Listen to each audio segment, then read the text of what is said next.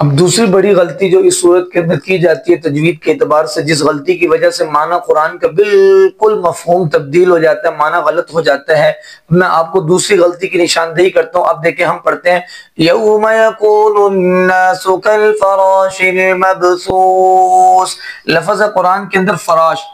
فا کے اوپر زبر ہے، فا کے اوپر زبر ہے، کالفراش المبثوث، اس میں غلطی تیزی سے کیا کی جاتی ہے مومن لوگ، کالفراش المبثوث، فا کے نیچے زیر پڑھ دیتے ہیں۔ غور کیجئے گا فا کی زبر کے ساتھ فراش کا معنی ہوتا ہے پروانے، یہ جو روشنی کے اوپر پروانے چھوٹے سے کیڑے سے آتے ہیں، لیکن جب فا کے نیچے زیر پڑھ دیں گے فراش تو اس کا مطلب ہو جائے گا بستر، بالکل معنی تبدیل ہو جائے گا کہ لوگ ہوں گے اس دن بستروں کی طرح بکھرے ہوئے، لفظ آیت کے بالکل کیا ہو جائے گا، غلط ہو جائے گا۔ آپ مجھے بتائیں تجوید کتنی ضروری ہے، کیا ہمیں قرآن پر محنت کی ضرورت ہے یا نہیں؟